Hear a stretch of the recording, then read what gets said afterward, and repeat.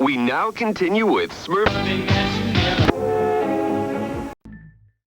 Does anyone have any personal experiences that they can't really explain? I've got one, so I will go first. I live in the Midwest. I am related to some people who are pretty rich and own their own property. They even pay their own daughter not to be a nuisance. She drops out of college. My cousin buys up huge plots of land with said money. She dreams of making her own nature reserve. It's really just an excuse for her hippie friends and her to make a commune. We just want an excuse to go there and do drugs and do our own stuff. They are all absolutely rich beyond belief. They get a McMansion built with all of the amenities. I am a loner. I don't really talk to that many people, especially my family. I get a call. It's my cousin. They are panicked about weird people and noise on the property. They send me a picture of black SUVs, people in suits on her land, and some men in black looking dudes at her door. She wants me there to come and look around. Her reasoning? I own an SUV outfitted for mudding and have guns. Lamau, okay, I might as well go. I can use this as an excuse to pop a deer or two. She's probably just making something up or high or whatever. I get there, and there is a lot of weird stuff that I notice. There are some mudded up tire tracks. There is a bloody handprint on the door. There is no electricity on, and their solar panels were damaged, but I hear their generators running. There was a big storm earlier. Maybe they got wrecked by that, or maybe they're high off their asses and had a bad trip. I get to the door.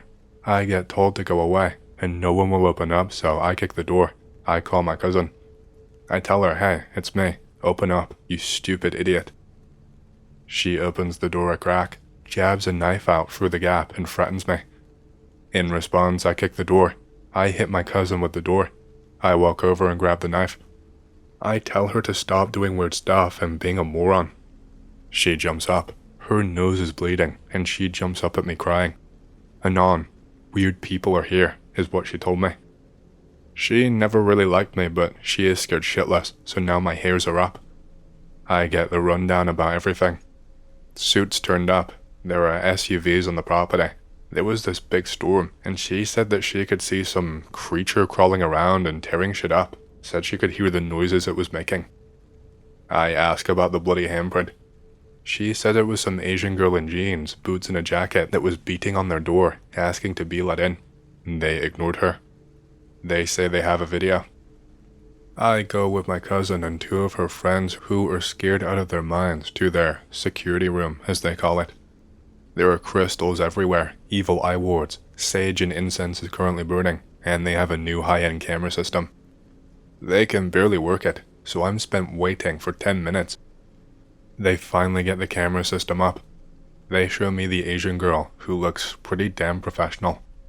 She has good gear, she is aware of her surroundings, her head is on a swivel and looking at everything. She has a massive knife in her hand, just casually holding it. It looks like some custom hunting knife. I'm like, what? What is this? The girl looks spooked and takes off. My cousin shows me a blurry clip of something looking like it has 4 arms skittering around the edge of the camera's range. It looks like it's walking on 2 sets of hands and stubs. It's gripping and pulling at stuff. It jumps and falls off of their solar panels. It could be a person in a costume. It could be an elaborate prank. I know there is some Asian community farm a few miles away. It could be them spooking anyone nearby to buy up land, maybe. It's a little far-fetched though. I don't know, but now I'm curious, and I asked to see the SUVs and the suits. Sure enough, some men in black looking guys are there, banging and calling out to my cousin to open up the door. They claim they are game wardens, but that is a load of crap. Game wardens do not drive tricked out SUVs and wear nice suits or carry briefcases with them. I see an Asian girl standing in the back with them in the video, so now I am really creeped out and curious. I asked my cousin to get her boyfriend outside with me to unload some gear and to check out the property. This skinny looking guy comes out from hiding underneath a blanket. I didn't even notice the asshole. He is stuttering and shaking and does not want to go outside. I tell him to shut up and help me lift some stuff, as I will not have the girls do it. I threaten to kick his ass, so he finally obliges to help me out. We grab some gear, mostly just extra clothes and crap. I want to leave most of my guns and stuff in the car. He is upset about my side piece on my hip. I tell him to shut up as they called me for help. He hiccups and vomits. I am done with family already and want to check this stuff out. I get shit moving and stored. It's getting dark.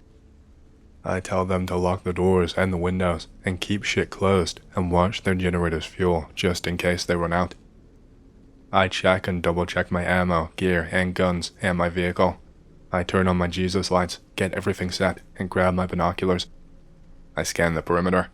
I ask my cousin if they know of any odd stuff on the property or where people might have been.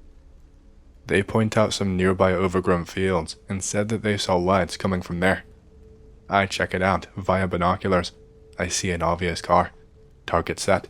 I take off in my car. The lights illuminate so much. I love my lights. I see the tracks from the vehicles. I see some litter. People were definitely here. I get to the fields and sure enough I see an SUV. The driver's side door is open. The battery is dead and there is some gear left behind in the car.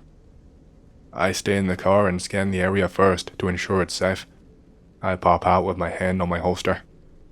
I call out for someone, but I get no answer at all. I dig through the gear I found. It's just loot to me. There are some clothes, some destroyed tech that I don't know what it was, some walkie-talkies, some kind of charger for a phone I think, and some cameras that were wrecked. I snap some pictures, grab the gear, store it in my car, and poke around. Nothing points to cults or cryptids or demons. It looks like someone dug through this, looking for something. I snap interior and exterior photos of the cars. I can't find the keys, so I ensure it's unlocked and close the doors. I walk around with flashlight, checking the surrounding area and find stuff. I can hear some animal noises. I see some chipmunks, so obviously no demons or weird shit. I hop up on my own car. I scan the area with my binoculars. I spot several cars further away. I see some movement. Time to scope out the new area. I take off, get to the area, same as before. I look around, call out for someone, with my holster ready. I am poking around, checking gear found, same as above. It's all messed up and strewn about. Someone has just picked it up and chucked it everywhere. I turn around and get a butt of a rifle to the temple. I go down like a bag of bricks. I hear some muffled talking as I am messed up and dazed. I see the Asian girl standing next to two suits and so many cops. I couldn't believe it. I had never seen so many cops in one place before, especially out here. There is a cop on top of me. His gun is trained on me, as are several other guns. I get read the rights act of what the hell are you doing here and what the hell are you looking for. I explain my side. The Asian girl huffs and says they didn't help. I explain that they are scared out of their minds and that I got called in to help. I explain that I'm family. I explain that I'm not here for nefarious purposes. I'm just here to help out my cousin. The cop picks me up. He asks me why I have gear in my car. I explain everything thus far. I get shoved in a working black SUV. I get asked for my car keys and a suit drives off to cousin's house with my car. Asian girl is talking to the cops, suits, and a dude in white. What the hell? I never noticed that dude in white before. The dude in white opens up the door, smiles. They smell of flowers, and tells me it'll be alright. He closes the door and walks off into the black SUV. I am waiting in the cop car. The Asian girl hops in next to me. I get asked 1,001 questions, and I explain what I can. She asks me if I saw the same weird creature that my cousin saw, and I'm like, lol, nope, but let me tell you about the video I saw. The Asian girl is unusually close. I feel the heat off of her, and she smells off. Not bad off, not like she stinks really bad, but weird off, like a perfume that I cannot place. She keeps asking the questions over and over. She gets closer each time she repeats. I feel drowsy and excited. It's odd. She now starts touching me lightly, hand on my thigh, brushing her lips against my cheek. I can feel her breath on my neck. Something is off and I feel like I'm drowning in her eyes, which I just noticed, green with specks of orange. I feel entranced and cannot look away. It feels like hours of her repeating questions. One stuck out. What's your name? I kept telling her it's on my ID and that people call me by my nickname only. She keeps it up, and now I feel weight on me. She's on top of me, holding my face to hers. It feels wrong. I can't move. I feel numb. I don't really know what's going on. I don't know why I'm not moving or reacting. She kisses me, and I am shocked and confused, and I can taste something sugary. She pouts, looks confused, and then gets outside. I notice the outside looks a lot darker than before. Before I can say anything at all, a cop has me outside, on the ground, taking off my cuffs. I am commanded to walk by the Asian girl. She makes me walk in front of them. She is explaining that the land was falsely sold, and the X amount is her family's land. Something about a prized animal got loose, and that they thought that cousin and her friend stole it. I felt like a zombie, and sluggishly moved. I felt like whatever she told me, I could not deny her. I just kept walking where she told me to. We walked and we talked. Everything outside looked darker, but more of a purple than normal night. I noticed the man in white again. He had long hair, it was whitish, and never moving. I get told to sit down by the girl. There is a tree stump that I did not see before. I sit. She sits with me. She talks and holds me. She kept acting really weird. She kept hugging me and touching me and kept asking me for my name, and I just kept repeating my nickname. She isn't mad, just surprised. This suit shows up, they talk, and she still will not get away from me. She's excited. She tells me to stand up after she lets go of me. I see some weird thing being led by a leash, maybe, and hop into an SUV. I'm led back to the cop car. I feel like I'm floating in the air. I black out and wake up, and when I wake back up again, I am in my car in the middle of a field. I am confused and scared. I take a few minutes to piss. It was the longest piss of my life. There is a napkin on my dash with some odd bread and a handwritten note that just says, "Thank you." I feel off and chuck the bread outside my car. No gear I found is inside my car. It's all been taken. Something is really off here. I end up by my cousin, and I see that the cops are there. I get stopped. Cop looks at me and pushes me inside. The Asian girl is there. I can barely keep my eyes open. I feel like I'm about to fall back asleep until the Asian girl jump hugs me, kisses my cheek, and everything becomes clearer and I feel awake again. They tell us it was a rescue farm down the road, that some property lines were messed up and an escaped mountain lion was injured. The cops explained to my cousin that they will be refunded X amount and that some land is going to be given back to the Asian girl. I am thanked for stopping the lion and about some other stuff that I don't really recall. Nothing else of note, except the Asian girl keeps bumping into me in my area now, a few good miles away from my cousin's place, and she keeps asking me my name, which is strange. I haven't seen her for a few weeks now, but yeah, that's about it. I really couldn't tell you what I saw or what was going on out there. Hey, hope you've enjoyed the story so far. If you want to hear more, make sure to subscribe, like the video, and leave a comment because it lets YouTube know you like the content and helps more people to see these videos. My next big goal for the channel is 100,000 subscribers, and as a celebration, I will be doing a Q&A video once we hit that goal. Thank you, and back to the stories. I had an experience with the so-called Men in Black, and this is not a LARP.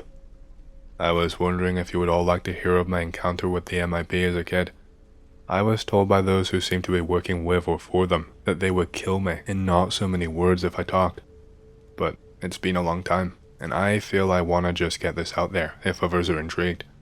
I don't know if this really belongs here, but I figured it would fit best, judging by how you people tend to be. Alright, here goes. To start, I will give context. At around 8 years old, the school I was in decided to send me to this facility, and convinced my parents that it would be best for me. It was marketed to us as a place to help students like me build up their confidence, people who aren't violent but have difficulty socializing and fitting in properly. I was bullied insanely bad by the kids there, namely because a cousin of mine moved there around the same time as me and began spouting lies about me to them. It destroyed all of the friendships I began making there within days of his arrival, because he is a psychopath. To give context of his character, he was put in prison for a long time, and is now on a registry. Anyway, We were given a tour. It seemed good. I was excited because I was told it would be great and was too trusting of their marketing and desperate to get away from my current situation to protest or investigate too much into the minor details that I noticed while touring the facility. We signed a document that was basically an NDA. I was made to sign it too, despite being a minor, which I don't think is legal. I did not read all of the terms because I thought that my parents did. They also did not and were basically rushed into signing too. More red flags, I guess, but again, we were desperate and this place seemed good. It was called LAB. At least, that's what they told us it was called. I don't remember what it stands for. When I began going there, the shit began hitting the fan fast. I was given drugs to take. Mandatory there. All students are heavily medicated. I did not know that before signing the dotted line either. And basically, they said they owned my ass now from morning to evening. I was then experimented on, usually via psychological torture and drug therapies with unknown side effects and implications. I was put on drugs I did not need, and at points given drugs not on the official records. If I refused, they would bring in their muscle, and he would hold me down and force it down my throat. This went on for months. I spent 2 years in this facility. I was on like 5 meds most of the time, which made me lose my shit and basically fried my brains.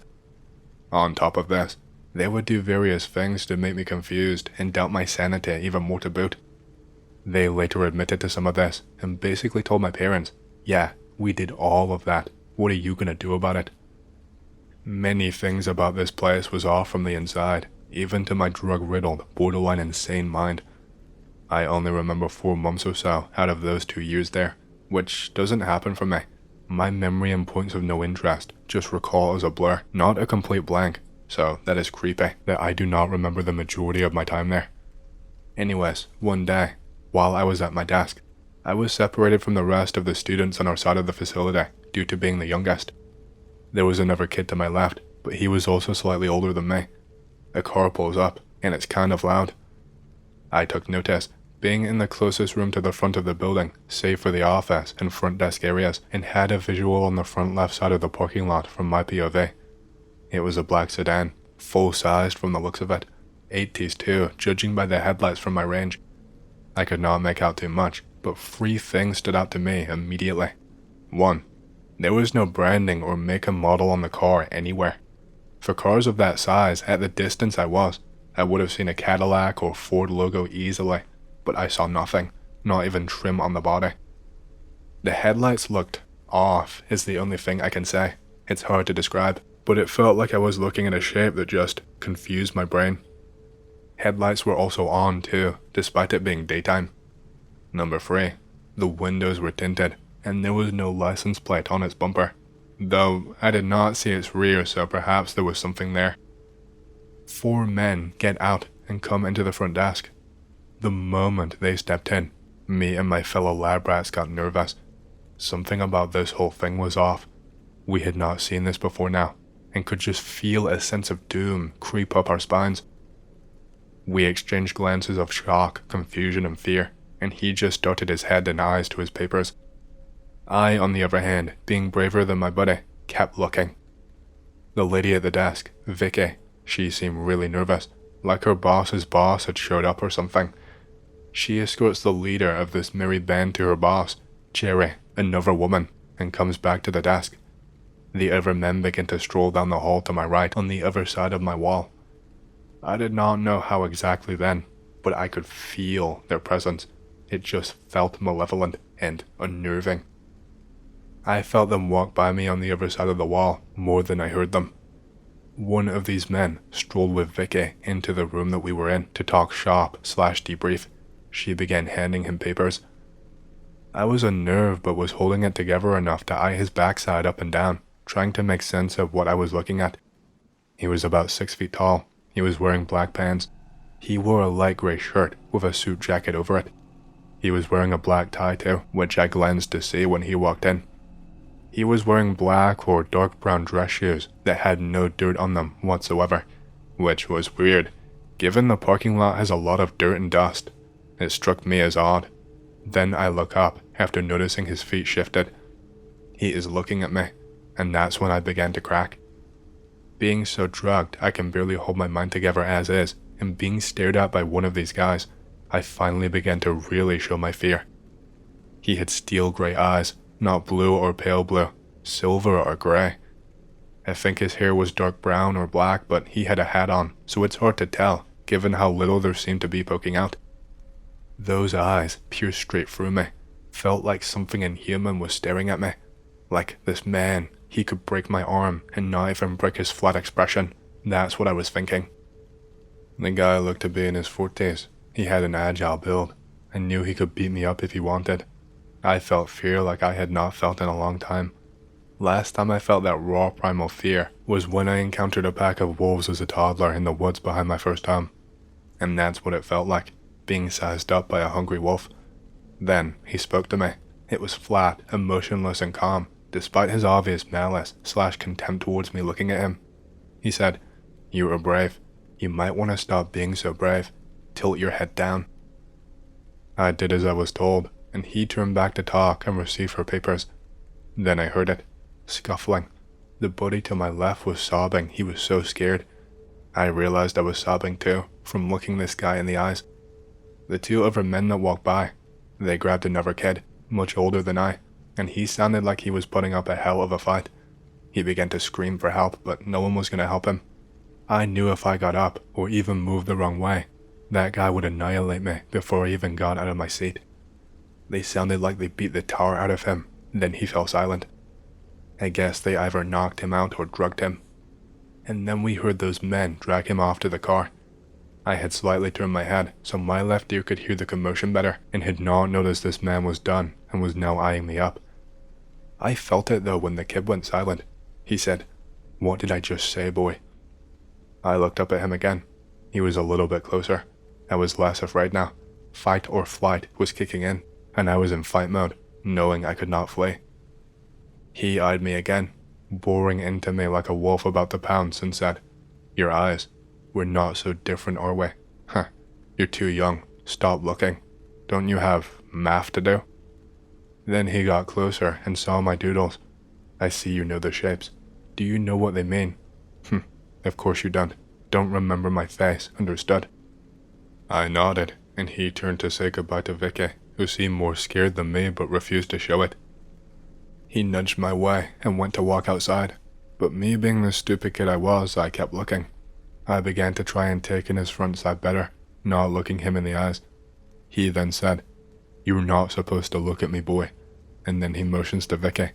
"Retrain that one now," is what he said.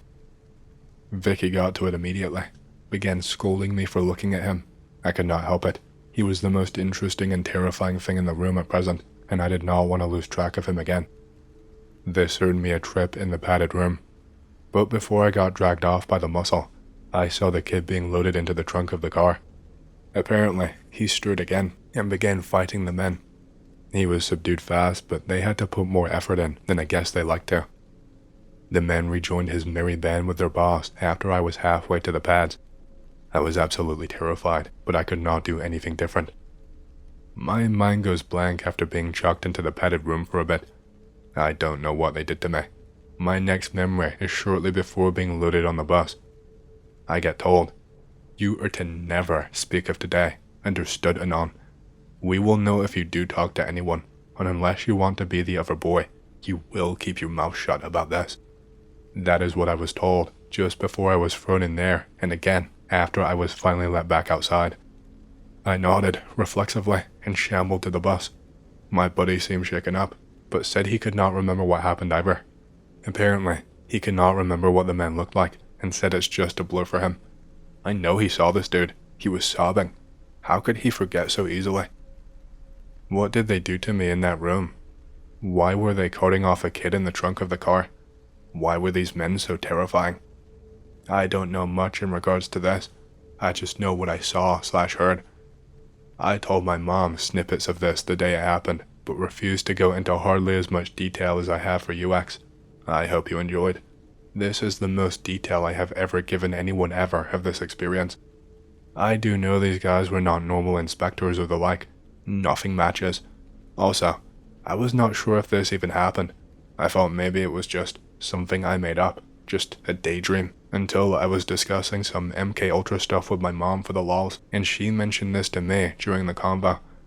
We had a collective what the hell over the similarities of my experience in this facility and those poor saps. I still did not divulge everything because I was dog tired and did not want to freak myself and her out further. But yeah, she made sure to remember that day's events too, at least what I was willing to tell her when it happened, and that just let me know it probably happened, since she confirmed that my retelling of what I remembered falls in line with what I said that day. My mom also got threatened by the staff in similar fashion, though she never brought this event up to them, given what they told me they would do. I know a lot of people on here will think this is me LARPing, but this is something that happened. I don't know how I can prove it, given the facility no longer exists, and every time I tried to find records of it in my area, I failed to find jack. It's like someone scrubbed any mention of it after they shut it down. I know it's real. Everyone in my family remembers it.